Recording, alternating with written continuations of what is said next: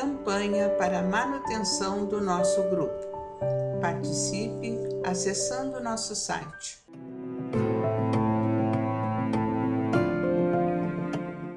Amigos queridos que estão nos acompanhando na leitura deste livro Opinião Espírita, psicografia de Francisco Cândido Xavier e Valdo Vieira, com a orientação dos nossos irmãos Emmanuel, André Luiz. Então, este capítulo de hoje é o capítulo 45. O título deste capítulo, O Livro dos Médiuns, e claro, aí eles nos trazem como dica, como ponto de partida para essas reflexões, a introdução do Livro dos Médiuns. E daí eu vou trazer aqui para vocês, eu peço que vocês me acompanhem, para a gente compreender melhor depois os comentários e as reflexões desses irmãos. E a introdução começa assim: todos os dias a experiência nos traz confirmação de que as dificuldades e os desenganos com que muitos topam na prática do espiritismo se originam da ignorância dos princípios dessa ciência, e feliz nos sentimos de haver podido comprovar que o nosso trabalho, feito com o objetivo de precaver os adeptos contra os escolhos de um noviciado, produziu frutos, e que a leitura desta obra devem muitos o terem logrado evitá-los, né? Os obstáculos, os sofrimentos. Natural é que, entre os que se ocupam com o espiritismo, o desejo de poderem pôr-se em comunicação com os espíritos, né? Esta obra se destina a lhes achanar o caminho, ou seja, aplainar o caminho, tornar mais fácil, menos pedregoso, menos espinhoso esse caminho, né? Levando-os a tirar proveito de nossos longos e laboriosos estudos, conquanto muita falsa ideia formaria aquele que pensasse bastar para se considerar perito nessa matéria saber colocar os dedos sobre uma mesa, a fim de fazê-la mover-se, ou segurar um lápis a fim de escrever. Enganar-se-ia igualmente quem supusesse encontrar nesta obra uma receita universal e infalível para formar médiuns. Se bem cada um traga em si o germe das qualidades necessárias para se tornar médium, tais qualidades existem em graus muito diferentes e o seu desenvolvimento depende de causas que a ninguém é dado conseguir se verifiquem à vontade. As regras da poesia, da pintura e da música não fazem que se tornem poetas, pintores ou músicos os que não têm o gênio de alguma dessas artes. Apenas guiam os que as cultivam no emprego de suas faculdades naturais. O mesmo sucede com o nosso trabalho. Seu objetivo consiste em identificar os meios de desenvolvimento da faculdade mediúnica, tanto quanto o permitam as disposições de cada um, e, sobretudo, dirigir-lhe o emprego de modo útil, quando ela exista. Quando ela exista. Esse, porém, não constitui o fim único a que nos propusemos. De par com os médios propriamente dito, há a crescer diariamente uma multidão de pessoas que se ocupam com as manifestações espíritas, guiá-las nas suas observações, assinalar-lhes os obstáculos que podem e hão de necessariamente encontrar, lidando com uma nova ordem de coisas, iniciá-la na maneira de confabularem com os espíritos, indicar-lhes os meios de conseguirem boas comunicações, tal o círculo que temos de abranger, sob pena de fazermos trabalho incompleto. Ninguém, pois, se surpreenda de encontrar nele instruções que à primeira vista pareçam descabidas. A experiência lhes realçará a utilidade. Quem quer que estude cuidadosamente, melhor compreenderá, depois, os fatos de que vem a ser testemunho. Menos estranha lhe parecerá a linguagem de alguns espíritos, como repositório de instrução prática. Portanto, a nossa obra não se destina exclusivamente aos médiuns, mas a todos que estejam em condições de ver e observar os fenômenos espíritas.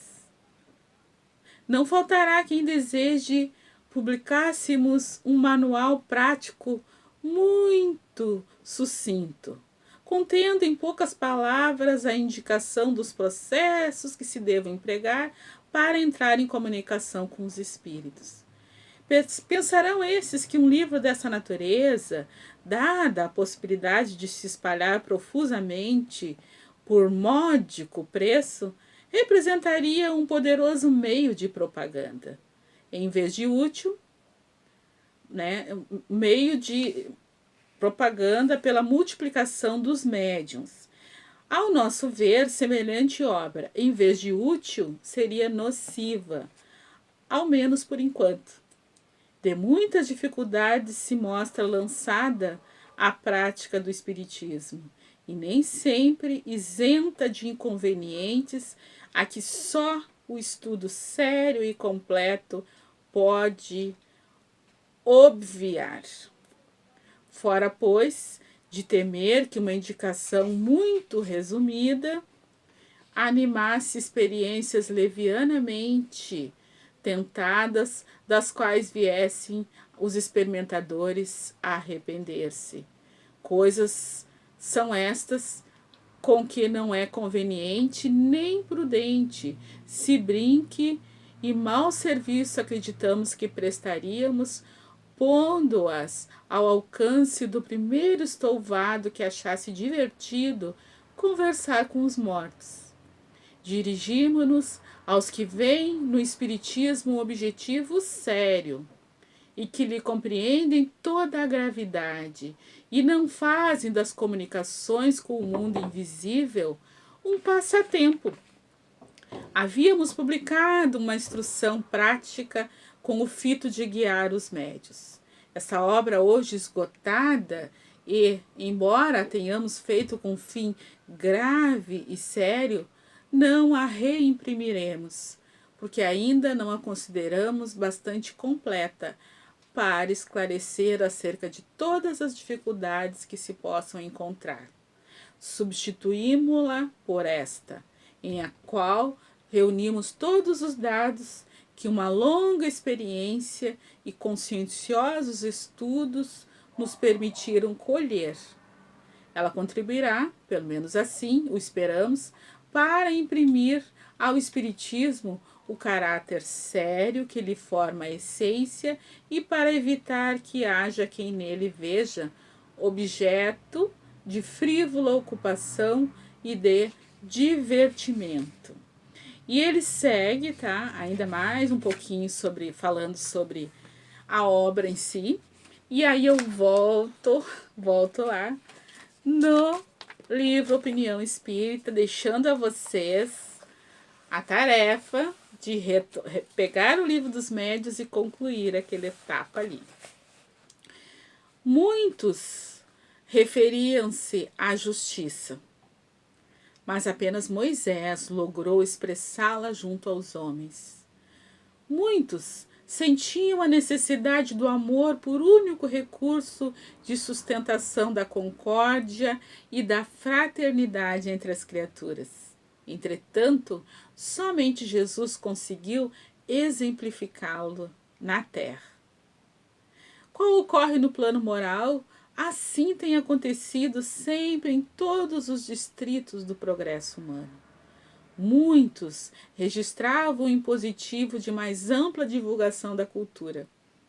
Contudo, só Gutenberg pôde articular os alicerces da imprensa. Muitos observavam que o mundo químico devia ter por base um elemento extremamente simples. Todavia, somente Cavendish chegou a descobrir o hidrogênio. Muitos reconheciam a possibilidade de isolar-se a faísca elétrica. No entanto, só Franklin levantou o para-raios. Muitos pensavam na criação do transporte rápido, mas apenas Stephenson desvelou a locomotiva. Muitos pressentiam a existência da gravitação. Entretanto, somente Newton granjeou enunciá-la. Muitos falavam em arquivo da voz. Contudo, só Edison corporificou o fonógrafo. Muitos suspeitavam da influência maléfica dos bacilos, todavia somente Pasteur instituiu a imunização. Muitos estudavam as ondas eletromagnéticas. No entanto, só Marconi estabeleceu as comunicações sem fio. Através de séculos, muitos admitiam o intercâmbio entre os homens na carne e os espíritos no espaço. Contudo, somente Allan Kardec definiu a prática mediúnica, inaugurando nova era para a vida mental da humanidade. Agora, pois, ao livro dos médiuns, que consubstancia o pensamento puro e original do codificador sobre a mediunidade com Jesus. É impressionante, né? Que ele vai trazendo aqui os grandes inventores, né? Aqueles que conseguiram materializar e, de alguma forma, conhecimentos que iriam alavancar outros campos de estudo para a humanidade como um benefício à humanidade. Ele coloca, então, Kardec ao lado desses grandes seres, né, que deixaram um legado precioso para a humanidade. E eles nos apontam, então, a decodificação desta obra, o Livro dos Médiuns, como um grande feito para a humanidade. Sim, porque se somos médiuns, somos capazes de estabelecer essa comunicação entre o mundo material e o mundo espiritual, tendo como meio os médiuns, né, e as suas faculdades desenvolvidas, habilmente desenvolvidas, respeitosamente, moralmente desenvolvidas e cuidadas, né?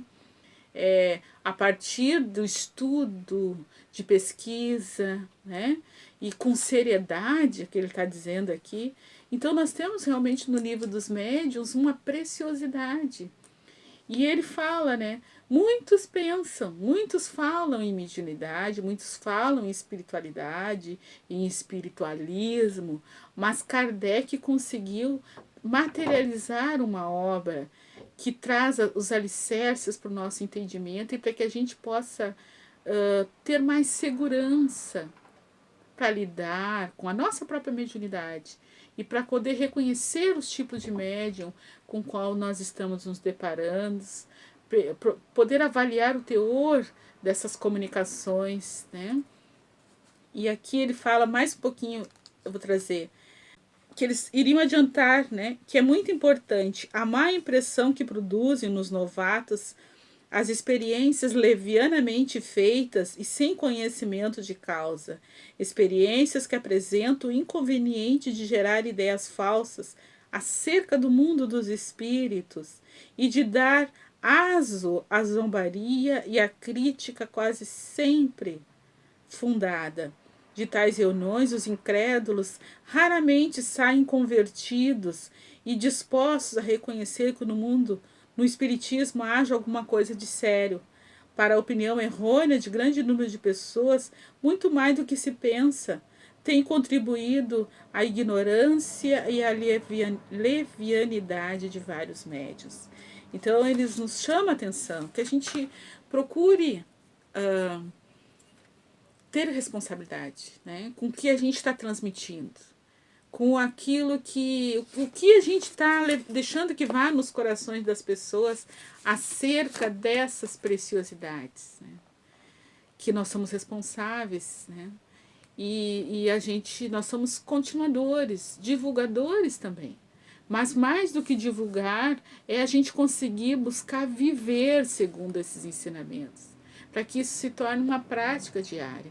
Ter uma relação compreendendo que nós somos espíritos vivendo uma experiência aqui no plano terreno. Então, tudo que nós entendermos sobre a mediunidade nos ajuda a compreender melhor sobre nós mesmos, a nossa natureza do nosso próprio espírito, em primeiro lugar, para que a gente consiga se relacionar com mais sabedoria e equilíbrio com os nossos irmãos encarnados e desencarnados. Então, o Livro dos Médiuns é uma obra que nos convida ao estudo, ao trabalho, na prática mediúnica, com responsabilidade, com muito amor no coração. Um abraço, irmãos. Até o próximo vídeo, até o próximo capítulo. Campanha para a manutenção do nosso grupo. Participe acessando nosso site